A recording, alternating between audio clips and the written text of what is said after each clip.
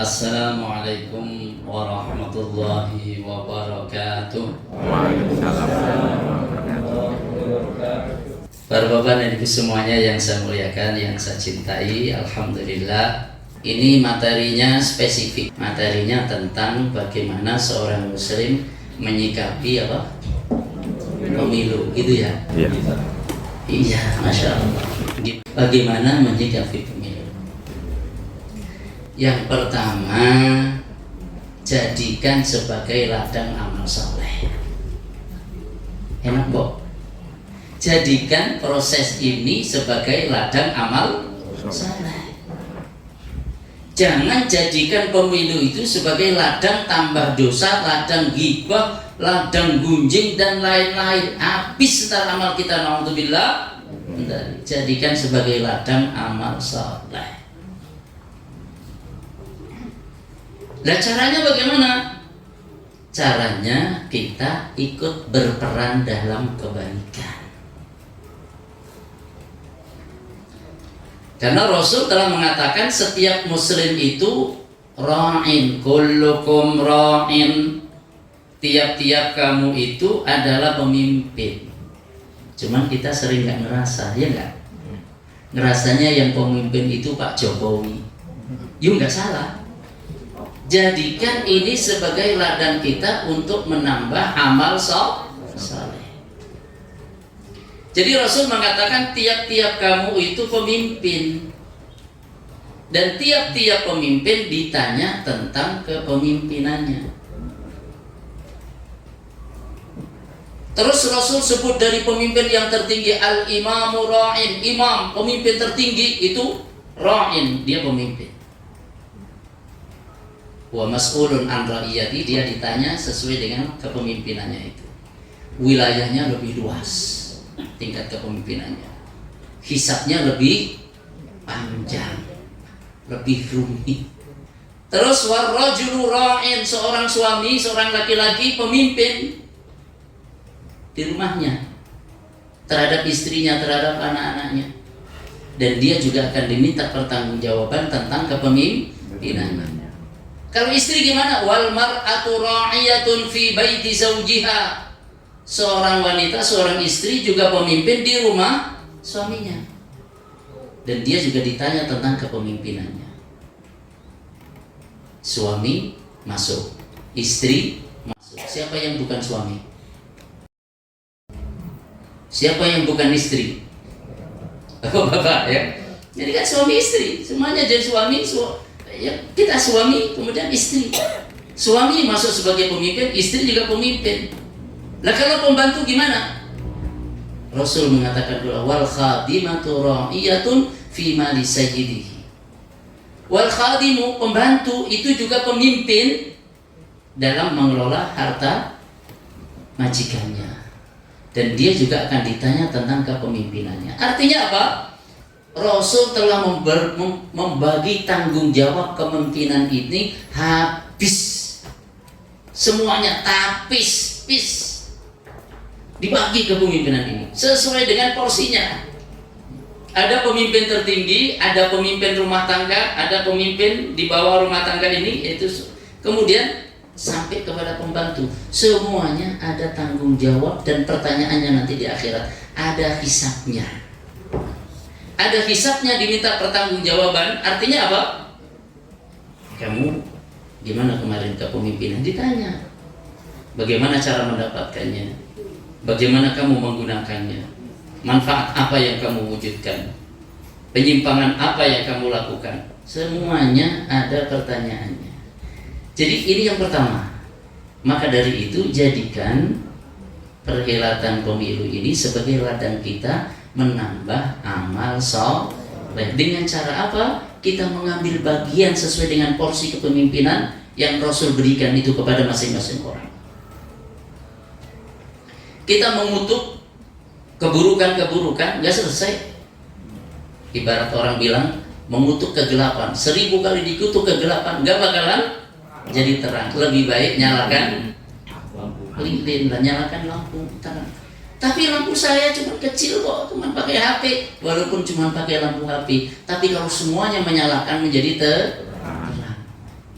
Jangan pernah meremehkan amal sekecil apapun. Berperan aktif, jangan golput. Apalagi sekarang golput sudah punya partai. Orang-orang golput itu sudah masuk partai kok, masih golput aja. Jadi udah nggak ada istilah golput. Seorang muslim bertanggung jawab, mengambil bagian. Milih tidak mungkin kita merasa kesum, merasa apa ya, wah dipilih jebule kayak kue. Yang penting kita sudah berikhtiar yang menurut kita lebih baik. Maka terus kita tingkatkan pemahaman kita, tingkatkan interaksi kita, tingkatkan kejernihan pikiran dan hati kita, sehingga dengan begitu Allah bimbing kita memilih dengan pilihan yang lebih baik. Nggak ada yang baik Ustaz, artinya buruk semuanya. Ya sudahlah, buruk yang 100, ada buruknya 75, ada yang buruknya 50. Pilih yang buruknya paling sedikit. Jadi kalau ada baik, ada yang lebih baik, ada yang paling baik, pilih yang paling baik. Apa cuma 3? Ya kalau presiden dan capresnya cuma 3. Kalau caleg banyak. Kalau di dapil berapa ini? Berapa ya? Pokoknya Banyumas Cilacap lah. Banyumas Cilacap calegnya banyak.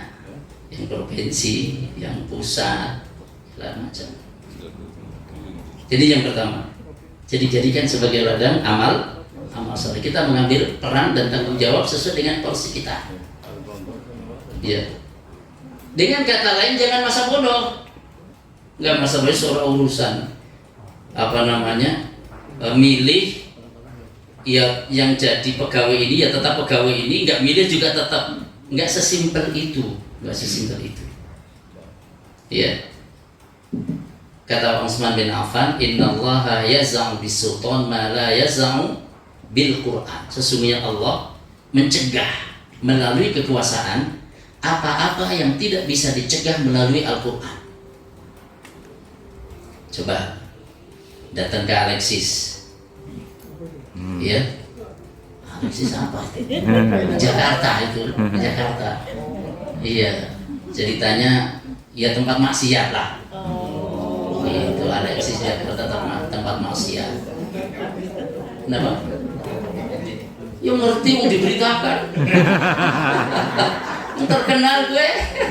Ya. Alexis. Itu sudah berapa kali diusulkan, diprotes, yang FPI protes, yang Nahi Mungkar protes, segala protes, didalili innallaha ya'muru apa namanya. Tetap aja pakai Quran remempan.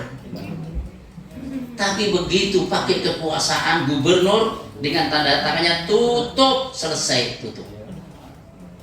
Tempat maksiat ditutup, tidak boleh beroperasi, ya, karena telah banyak melakukan pelanggaran. Artinya banyak keburukan-keburukan yang bisa dihentikan dengan kekuasaan, yang tidak bisa dihentikan dengan Al-Quran. Maksudnya gimana?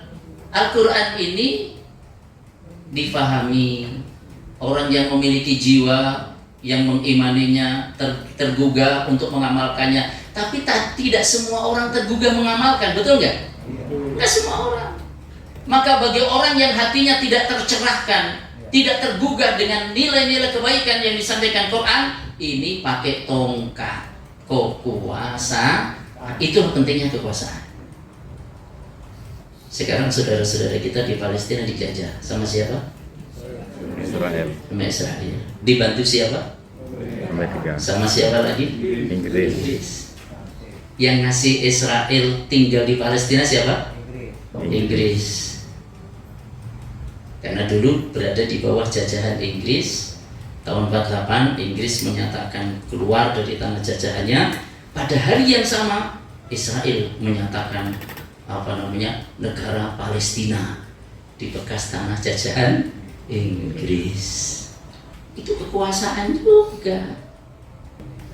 Dan sampai muncul Israel di sana itu prosesnya panjang. Setelah Perang Dunia Pertama, kemudian wilayah-wilayah yang dulu di bawah kepemimpinan kekhalifahan Utsmani kalah perang, akhirnya dicabik-cabik. Jadi proses pertama adalah melalui kekuatan dijajah. Setelah dijajah, dipotong-potong kayak kue. Ini kalau Aljazair untuk siapa? Prancis. Terus Mesir untuk siapa? Dijajah Inggris. Kemudian mana lagi? Yang Italia mana? Aljazair dijajah Italia. Aljazair. Prancis ya? Ya, Prancis. Kemudian mana lagi? Tunis? Italia. Dijajah Italia. Jadi dibagi-bagi begitu. Jadi pertama dikuasai, setelah dikuasai dibagi-bagi. Yang dengan dibagi-bagi itu satu sama lain sudah mulai beda. Kalian beda dengan kekuasaan, beda-beda lagi. Sehingga berikutnya adalah di westernisasi, dibaratkan cara berpikirnya. Tingkatan ketiga. Tingkatan yang keempat dibuat ketergantungan. Ketergantungan secara militer, ketergantungan secara pendidikan, ketergantungan secara budaya, macam-macam ketergantungan. Setelah proses 4 ini baru yang kelima, nih untuk menjaga ini semuanya, capaian 1 sampai 4 diletakkan Israel di sana untuk menjaga kepentingan yang telah berkuasa tadi. Makanya nggak heran kalau kemudian Amerika menyokong habis-habisan karena memang dia yang menempatkan Israel di sana. Itulah kekuasaan. Maka yang paling berkepentingan Indonesia maju adalah umat Islam. Umat Islam paling berkepentingan Indonesia ini maju. Umat Islam paling berkepentingan Indonesia ini bersatu. Umat Islam paling berkepentingan Indonesia ini adil, makmur, merata, semua diperlakukan secara adil. Umat Islam paling berkepentingan untuk itu. Sebab apa? Kalau Indonesia maju, Indonesia adil, Indonesia makmur untuk semua tanpa dibeda-bedakan, maka otomatis umat Islam sebagai mayoritas mendapatkan haknya, betul? Otomatis mendapatkan haknya. Makanya tidak ridho kalau sekiranya dicabik-cabik, dipecah belah segala macam. Paling sedih umat Islam. Karena apa? Umat Islam yang menginginkan negara ini maju. Maka ironis kalau sampai umat Islam sebagainya dituduh anti NKRI segala macam. Oh, ini dari rahim perjuangan dulu, fi sabilillah, di jalan Allah. Makanya ini bukan milik orang lain. Indonesia ini milik kita semuanya, milik tumpah darah bangsa Indonesia. Ya, kita berkepentingan, berkewajiban untuk merawat nikmat Allah ini. Ini nikmat Allah yang wajib dirawat. Salah satunya melalui nanti 5 tahunan ini, usaha yang bisa kita lakukan apa? Lakukan, semoga menjadi amal saleh. Niatkan. Ini yang pertama. Jadi bukan sebagai kesempatan untuk caci maki, jangan. Niati nambah amal saleh. Iya. Kemudian yang kedua, ketika kita hendak memilih, ada 2 kriteria disebutkan dalam Quran secara garis besar. Ini yang dikatakan oleh anaknya siapa? Syuaib yang di Madian itu kepada ayahnya, kepada Syuaib. Inna khaira man istajartal qawiyyul amin. Yang mengatakan sebaik-baik orang yang engkau angkat sebagai pekerja adalah orang yang kuat dan punya amanah, bisa dipercaya. Yang pertama al-quwwah, kekuatan. Yang kedua al-amanah. Kekuatan di sini maksudnya kemampuan, mampu dan amanah. Ini tolong pertama. Kadang orang mampu tapi nggak amanah, ya. Pinter, mampu tapi nggak jujur. Jangan. Jujur tapi orang bisa ngapa-ngapa, kacau. Makanya diperlukan 2 ini, al-qawiyyul amin, yang kuat dan bisa dipercaya. Masya Allah. Dan itu waktu itu ada pada Nabi Musa alaihissalam. Begitu mendengar usulan dari anaknya, orang tuanya respon, oh ini kelihatannya anak saya udah capek ini, ngurusin ternak, ngurusin ini. Kan beliau sudah tua, anaknya perempuan 2, belum nikah. Akhirnya suruh milih, kamu mau nikah yang mana? Dinikahi dengan salah satunya. Nabi Musa menikah. Padahal dia keluar dari Mesir dalam keadaan takut, mau dibunuh. Keluar dari Mesir dalam keadaan takut, mau dibunuh. Yang penting keluar menjauh dari Mesir. Kemana? Nggak tahu. Ya. Makanya dia berdoa. Pentingnya berdoa ini. Asa ayyahdiyani Rabbi sawa as-sabil. Walamma tawajjaha tilqa'a Madyana, ketika ia berjalan menuju ke arah Madian, ia berdoa, asa ayyahdiyani Rabbi sawa as-sabil, semoga Tuhanku menunjukiku sawa as-sabil, jalan yang benar. Jalan yang benar ini jalan fisik atau jalan aturan? Fisik dan juga aturan juga. Artinya menempuh jalan yang benar menuju ke alamat, ke Madian. Sawa as-sabil. Maka ayat ini juga kalau kita bingung nyari jalan, doanya itu asa ayyahdiyani Rabbi sawa as-sabil. Ternyata doanya cesplong. Doa ini cesplong, mustajab. Ya, bukan saja nyampe alamat. Dapat jodoh itu tadi. Iya. Coba bayangkan, dia merantau meninggalkan rumah, betul? Meninggalkan keluarga, betul? Meninggalkan pekerjaan, betul? Dalam keadaan takut, tidak aman, betul? 4 nih, nggak aman, nggak ada rumah, nggak ada sanak famili, nggak ada kerjaan. Begitu sudah sampai ketemu sama bapaknya perempuan tadi, mengatakan, ya, najauta minal qaumidz zalimin, engkau sudah selamat dari orang-orang yang zalim itu. Artinya tempat ini jauh dari jangkauannya, di luar kekuasaannya sudah. Engkau selamat. Pertama dapat selamat, tuh doanya itu, dapat selamat. Yang kedua dapat apa? Dapat istri, 2. Yang ketiga dapat tempat tinggal, PMI. Pondok mertua? Iya. Yang keempat dapat pekerjaan. Karena mas kawinnya itu adalah engkau mau bekerja selama 8 tahun.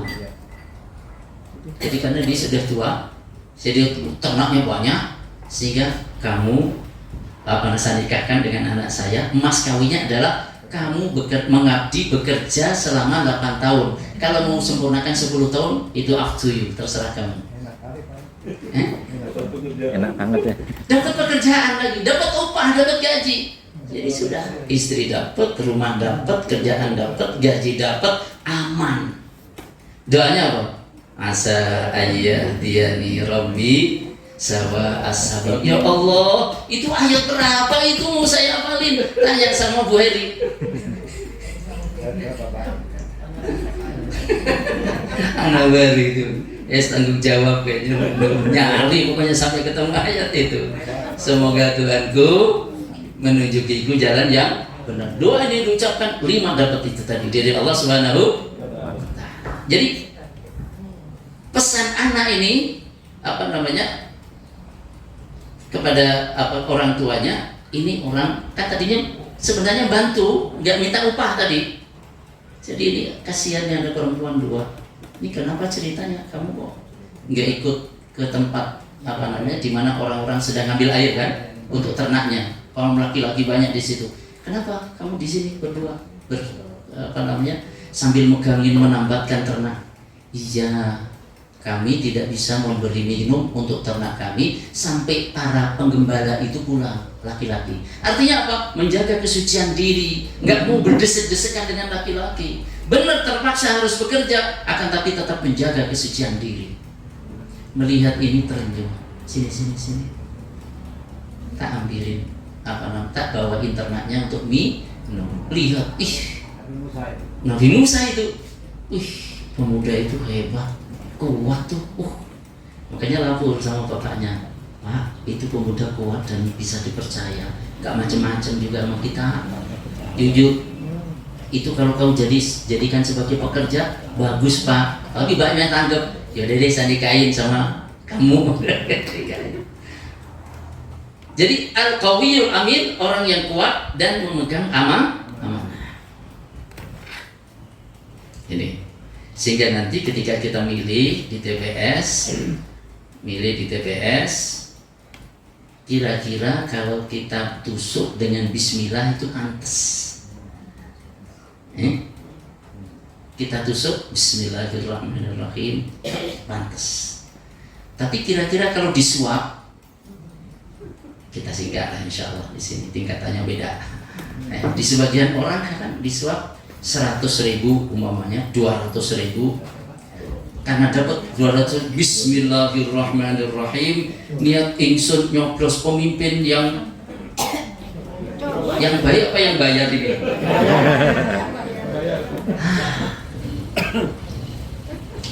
Dan saya tahu di antara para calon itu ada yang tidak kampanye, tidak apa, entar saja, yang penting serangan fajar. Jadi nanti sudah disiapkan sekian miliar, nanti pada hari hanya masing-masing ada yang 200-an, ada yang menyiapkan 300.000, udah itu langsung kunci itu semuanya. Apa jadinya kalau seperti itu nanti kepemimpinan bangsa ini? Saya sedikit cerita di Amerika Serikat. Ini ketika dari PBB membuat resolusi untuk menghentikan serangan dari Israel ke Gaza, siapa yang menolak? Veto Amerika, betul? Veto Amerika. Kenapa? Karena senator, kongres yang ada di Amerika itu, calon-calon yang masuk ke sana rata-rata mereka dibiayai sama lobi Yahudi. Rata-rata dibiayai sama lobi Yahudi. Jadi mereka yang mau mendukung Israel dibiayai supaya nanti jadi anggota legislatif. Dan ketika jadi, maka bantuan senjata ke Israel, bantuan ini segala macam seperti itu. Kira-kira di Indonesia ada nggak yang dibiayain kayak gitu? Saya belum melakukan penelitian, saya belum tahu persis, tapi nada-nadanya mungkin saja ada, betul nggak? Ya. Maka dari itu di sini melihat dengan ilmu pengetahuan, melihat dengan mata hati basirah, melihat dengan interaksi yang ada. Al-Qawiyul Amin. Yang kedua, yang ketiga, jaga ukhuwah. Ya, jangan sampai gara-gara pilihan beda kemudian nggak tegur sapa. Jangan. Jaga ukhuwah. Karena apa?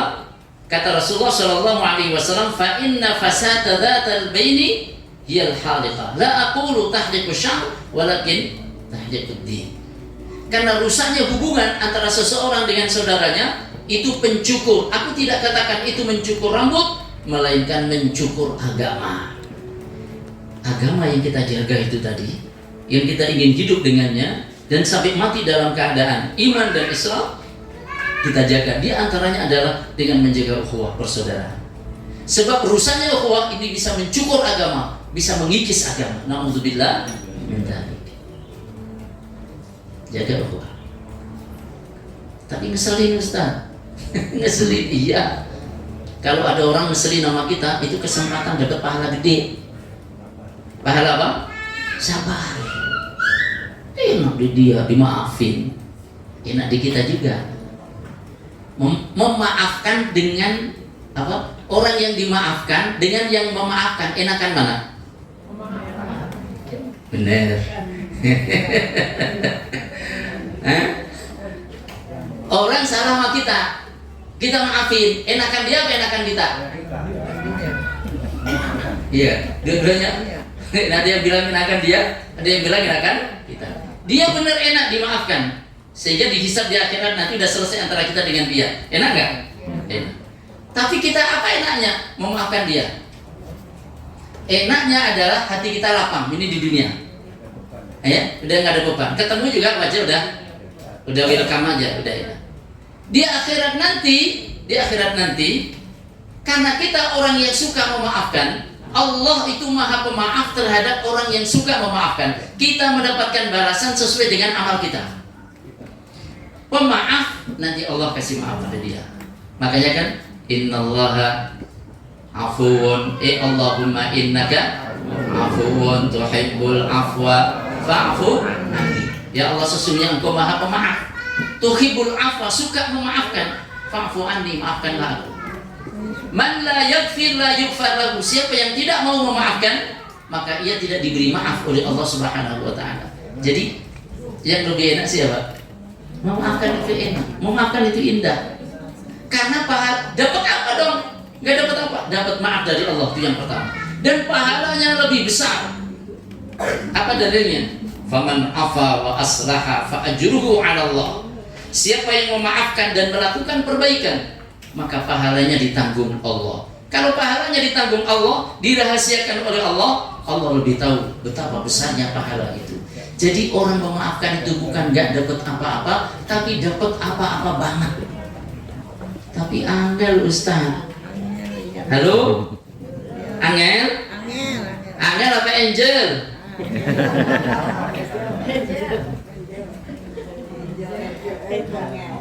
Apa-apa perlu dilatih, dibiasakan. Wong sabar itu juga perlu biasa. Diprovokasi, malah mendidik. Saya maafin, nggak apa-apa, saya maafin. Tapi gemeter ini tangannya. Saya maafin.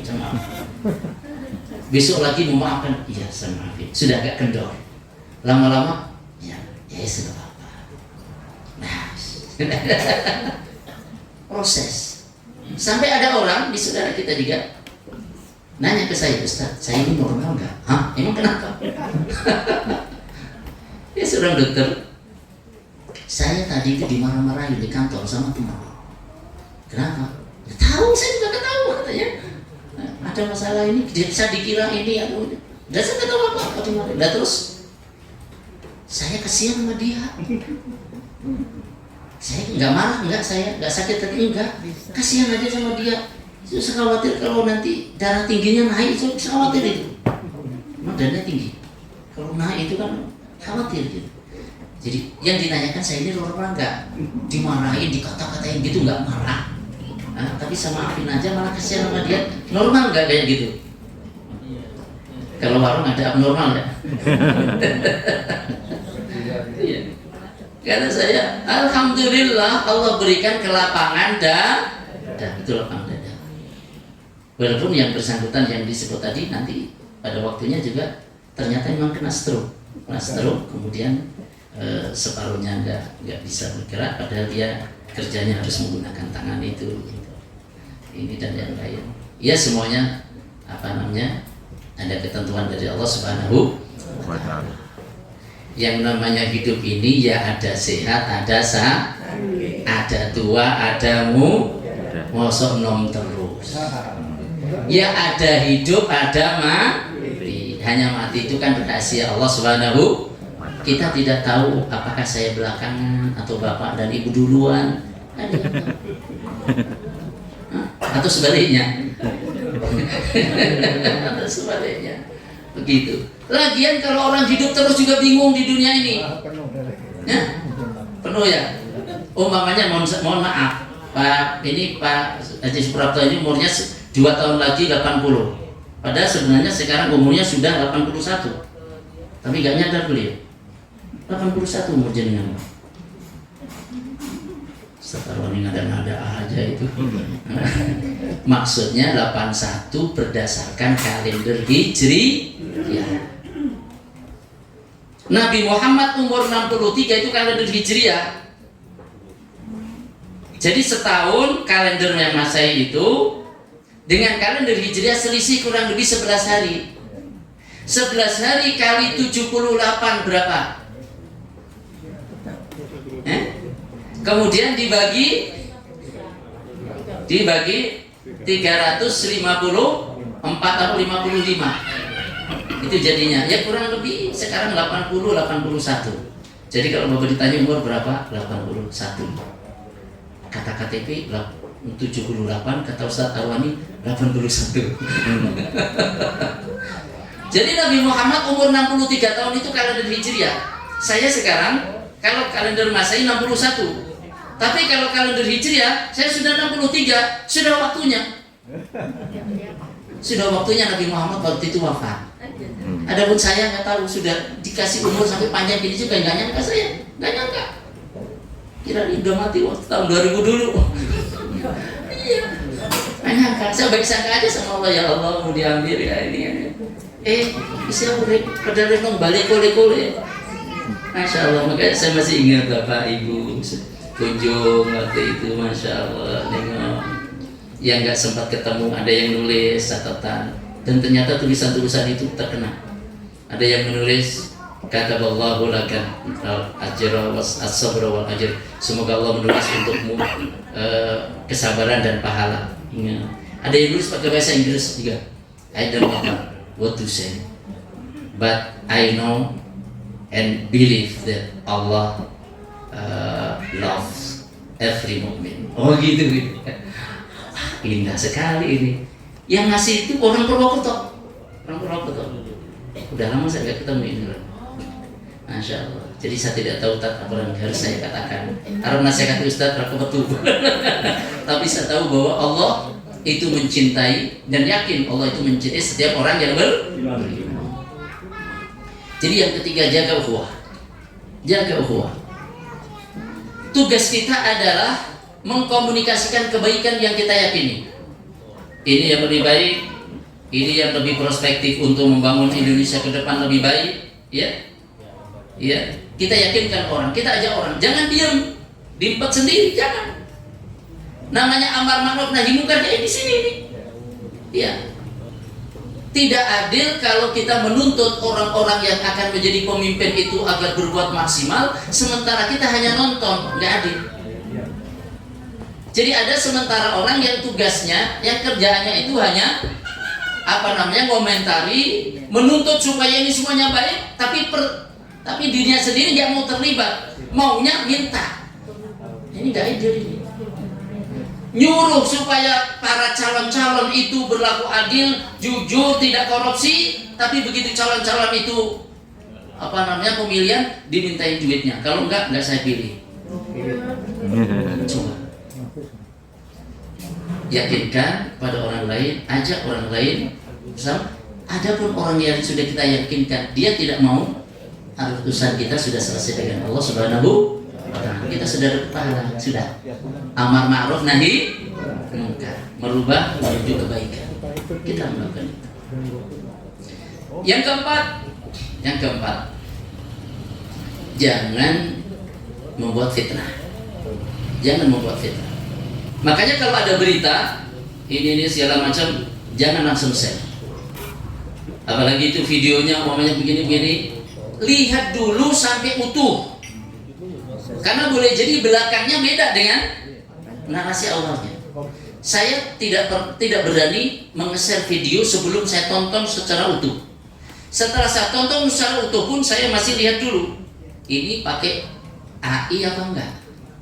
Karena sekarang kan zamannya kan, ya, AI bisa nggak bisa bahasa Arab, karena ngomong Arab fasih, nggak bisa bahasa Inggris, ngomong Inggris fasih. Cuman foto didesain begitu rupa, kasih suara, mulutnya ngomong. Hati-hati. Yang kita ragu jangan. Yang disebut pendusta kata Nabi itu tidak karena kita berdusta, bukan, tapi karena kita melansir kedustaan. Itu disebut pendusta. Meneruskan. Kata Rasulullah, kafa bil mar'i kadiban ayyuhadditsa bi kulli ma sami'a. Cukuplah kebohongan seseorang. Cukuplah seseorang itu disebut sebagai pendusta kalau ia menceritakan semua yang ia dengar. Dengar ini ceritain, dengar ini ceritain, dengar ini ceritain. Padahal yang dia dengar itu ada yang benar, ada yang salah, ada yang jujur, ada yang bohong. Kalau semuanya diceritakan berarti ikut andil dalam menyebar kebohongan. Sudah cukup sebagai pendusta, walaupun kita nggak niat dusta. Maka jangan buat fitnah. Hisabnya panjang di akhirat, ngeri. Jangan mencaci maki orang juga, ya, karena nanti itu kaitannya dengan harga diri orang lain, ada hisabnya di akhirat. Ma yalfidhu min qawlin, tidaklah seseorang melafalkan satu ucapan illa ladaihi, kecuali ada padanya raqibun atid, malaikat yang mengawasi dan selalu hadir. Setiap perkataan kita ini ada catatannya. Kalau ibu katanya setiap hari itu mau produk sampai 7.000 ya, 7.000 kata. Kalau bapak-bapak antara 3.000 sampai 4.000. Biasanya ibu-ibu kata-katanya lebih banyak, bapak-bapak biasanya lebih irit. Walaupun ada sebagian bapak-bapak yang mungkin lebih banyak juga dari ibu ada, tapi jarang. Iya, karena ibunya diem, sehingga mau nggak mau akhirnya jadi yang bapak cerai. Iya, kurang. Coba kalau setiap kata-kata itu jadi amal soleh, cakep nggak? 4.000 amal, 4.000 kata, 4.000 amal soleh. 7.000 kata, 7.000 amal soleh, cakep itu. Kuncinya apa? Wal kalimatut thayyibatu shadaqah, perkataan yang baik itu sedekah. Sedekah nggak pakai duit, tapi sedekah pakai kata-kata yang mulia. Jangan menebar fitnah. Walaupun niatnya baik, niat baik, tempuh dengan cara yang baik. Yang terakhir, ini sudah keluar airnya, ini udah tanda-tanda udah selesai ya. Ya. Yang terakhir doa, jangan lupa doa. Di antara ulama mengatakan, seingat saya Imam Ahmad bin Hanbal rahimahullah, beliau mengatakan, saya kalau ada doa mustajab, saya kalau punya doa mustajab, maka doa saya itu saya peruntukkan agar terpilih pemimpin yang adil. Jadi kalau saya punya satu saja doa mustajab, maka satu doa itu adalah bukan untuk ya Allah karuni anak yang soleh, bukan, pemimpin yang adil. Karena apa? Pemimpin yang adil manfaatnya luas, luas. Ya, makanya 7 golongan yang masuk surga, yang dapat apa? Naungan Allah, ada 7 golongan yang nanti dinaungi Allah di saat ada naungan selain naungannya, yaitu di padang mahsyar. Yang disebut pertama bukan ustadun, bukan. Malah nggak ada di situ disebut ustad, nggak ada. Yang disebut pertama imamun adil, pemimpin yang adil. Pemimpin yang adil itu kalau mencintai memuliakan, kalau membenci tidak menzalimi. Suami yang adil sebagai pemimpin kalau mencintai istrinya akan memuliakan istrinya. Kalau membenci di antara sifat istrinya tidak berlaku zalim padanya. Ini kalau pemimpin tidak adil, yang dibenci kemudian disingkirkan semuanya atau kemudian dijauhkan semuanya dari hak-hak yang seharusnya menjadi miliknya, kacau. Maka Quran mengatakan wala yajrimannakum syana'anu qaumin ala an la ta'dilu. Jangan kebencian kamu kepada suatu kaum membuat kamu berlaku tidak adil. Saya benci dengan si fulan saja, tidak boleh saya berlaku zalim terhadapnya. Itu Al-Quran. Pemimpin yang adil walaupun membenci kepada sejumlah orang karena perilaku, tidak boleh kemudian berlaku zalim kepadanya. Ini pemimpin yang adil, kalau mencintai akan memuliakan, kalau membenci tidak akan menzalimi. Semuanya diperlakukan dan masing-masing ada track record yang sudah kita tahu. Tidak membuat gaduh dalam kehidupan ini, membuat masyarakat jadi rukun, hak-haknya dipenuhi, Masya Allah. Maka doakan pemimpin-pemimpin yang terpilih adalah pemimpin-pemimpin yang adil. Jangan kecilkan arti doa. Ini yang di mana? Di Palestina itu. Kemarin dalam 24 jam hari kemarin, saya ngikutin terus beritanya. Ya, dari channel yang ada. Itu ada 22 perwira dan tentara Israel yang masuk ke mana? Masuk ke rumah. Rumah itu sudah dipasang bahan bom ledak. Guru masuk di rumah, ledakan 22. Dan sampai sekarang yang tercatat sudah puluhan ribu dari tentara Israel yang yang tewas. Sebagian kecil yang diberitakan. Ya. Jadi kekalahan. Bayangkan Gaza yang dikungkung. Jadi itu tempatnya kecil. Kesananya itu kurang lebih 13 meter, kesananya berapa? Sekitar 50-an meter, kilometer ya. Sama kilometer. Iya. Kemudian dikelilingi tembok, kedalamannya berapa meter, ketinggiannya berapa meter supaya nggak bisa nyebrang. Dikilung. Bahan-bahan ini dipersulit segala macam. Akan tetapi dari tempat yang seperti itu bisa berhadapan dengan pasukan Zionis, dan sampai sekarang belum terlumpuhkan dan tidak akan terlumpuhkan dengan izin Allah Subhanahu wa taala, bahkan sebaliknya. Allah telah berikan kemenangan kepada pasukan.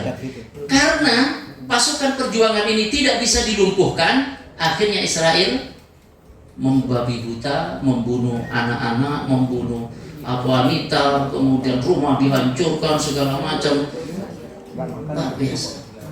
Ini tidak lepas dari doa jenengan semuanya, doa kita semuanya. Maka santri-santri juga habis sholat, setiap habis sholat doa. Sholat doa. Kita buatkan teksnya doa. Kita tidak tahu mana. Nah, berhadapan dengan siapa?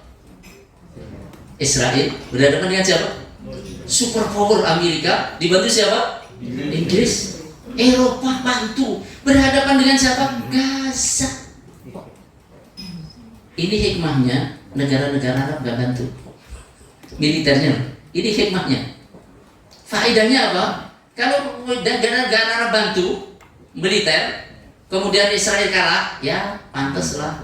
Wong 20 negara berhadapan dengan satu. Tapi ini Gaza yang sudah terkungkung begitu rupa bisa berhadapan dengan superpower dengan segala kekuatannya dan persenjataan yang terbaru semuanya dikirimkan ke sana, tapi tidak bisa mengalahkan para pejuang Israel. Subhanallah. Ini tanda-tanda kebaikan.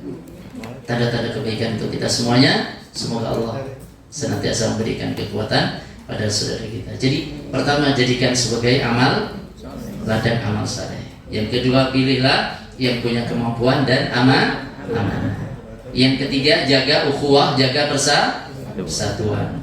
Yang keempat, jangan membuat fitnah. Kata-kata yang baik saja, jangan buat fitnah, capek. Ya, dan yang terakhir, doa. Doa itu ibadah. Itulah indahnya doa. Doa itu minta agar hajat kita dimudahkan. Walaupun begitu, Allah catat sebagai ibadah. Kurang apa coba? Kasih sayangnya Allah Subhanahu wa taala kepada kita semuanya. Tidak lupa kita doakan semoga ini Pak Haji Widodo ya kondisinya sedang kurang sehat, Allah berikan kesabaran, Allah berikan kesembuhan, Allah berikan ganti yang lebih baik ya, dengan kenikmatan kesabaran, keridhaan. Begitu juga ada di antara keluarga kita yang sedang sakit. Semoga Allah Subhanahu wa taala berikan kesabaran, semoga Allah berikan jalan untuk mendapatkan kesembuhannya, dan semoga Allah gantikan dengan kenikmatan yang lebih baik lagi. Barakallahu fina wa fikum jami'an. Aku qouli hadza astaghfirullahal azim li wa lakum. Kita akhiri dengan baca surat Al-Fatihah. A'udzubillahi minasyaitonir rajim. Bismillahirrahmanirrahim. Alhamdulillahirabbil alamin. Arrahmanir rahim. Maliki yaumiddin. Iyyaka na'budu wa iyyaka nasta'in. Ihdinas siratal mustaqim. Siratal ladzina an'amta 'alaihim ghairil maghdubi 'alaihim waladdallin. Semoga doa kita diijabah Allah Subhanahu wa taala. Tadi katanya ada pertanyaan, saya buka termin 1, 2, 3, kelihatannya nggak ada. Sudah nggak ada ya. Monggo saya kembalikan.